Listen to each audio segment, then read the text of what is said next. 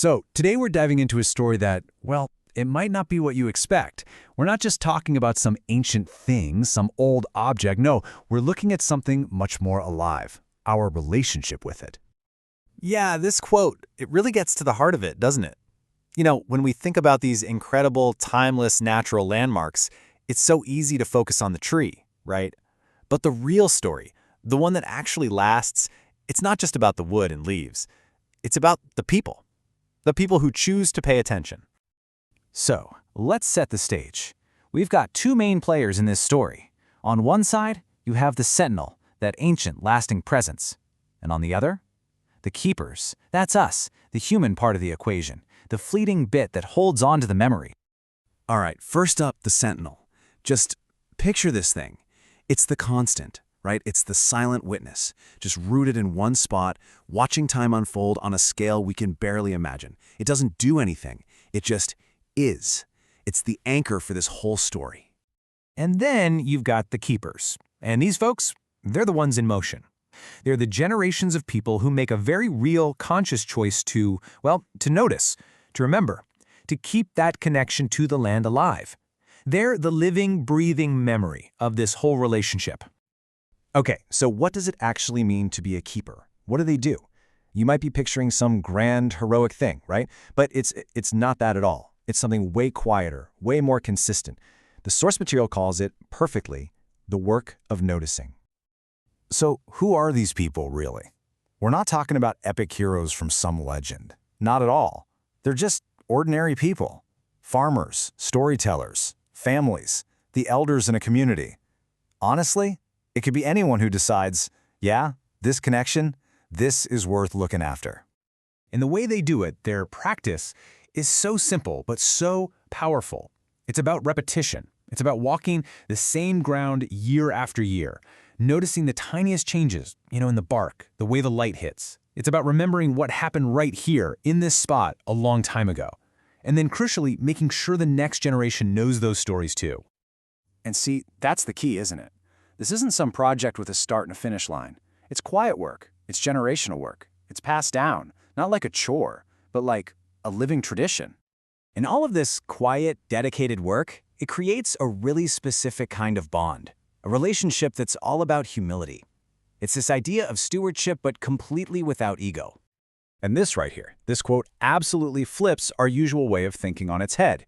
I mean, think about it. That ancient tree, it's going to be here long after any single one of us is gone. It doesn't need the keepers to physically survive. But the keepers, and really all of us, we need the Sentinel. We need it as an anchor, a reminder that there's something bigger and older than our own brief lives. So the nature of this bond becomes really clear when you look at it this way. It's not about owning something. It's about being respectful of it. It's not about controlling it. It's about being attentive. And it's definitely not self-serving. It's just being present. This is what true stewardship looks like. Okay, so what does this care actually look like in the real world? It's not complicated stuff. It's the simple, almost profound things. It's sitting under the branches. It's bringing your kids to just touch the trunk, to feel that connection. It's telling the stories of what happened here. And yeah, when things get rough, a drought, a big storm, they step in and do what they can. Not to control it, but just because that's what you do when you're in a relationship with a place. All right, this leads us to maybe the most important part of this whole thing. How does this intangible legacy, this quiet way of knowing, how does it actually get passed on from one person to the next? The best way to think about it is like a family heirloom. But it's not a watch or a piece of jewelry. What's being inherited here isn't property, it's not a title, it's a way of seeing the world, a way of being. That's the treasure that gets passed down. And how do they pass it down? Well, you're not going to find it written in some book or official document, no way. It's transferred through experience. It's in the feeling of your hands in the dirt. It's in those shared, comfortable silences sitting under the tree. It's in learning to just listen to the wind. And here's the beautiful part. Each generation doesn't just copy the old ways. They add their own story, their own layer of care. And that's what it's all about, really. All these quiet actions, passed down through the years, they have one simple, profound goal: to make sure that living connection between people and this place doesn't break. Okay, let's pull all these threads together now.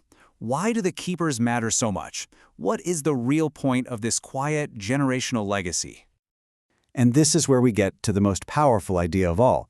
You see, the keepers themselves, the individual people, they aren't the story. No, their job is so much bigger than that. They keep the story alive. And they do it with one simple, powerful act of consistency, generation after generation. And that's everything, right there.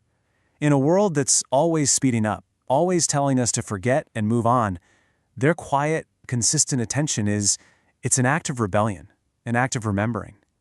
Through them, the land itself doesn't get forgotten. And so that really leaves us with a question, doesn't it? The keepers show us that paying attention is a kind of love, a way we create meaning in the world.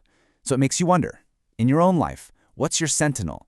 What in your world is truly worth slowing down for and just paying attention to?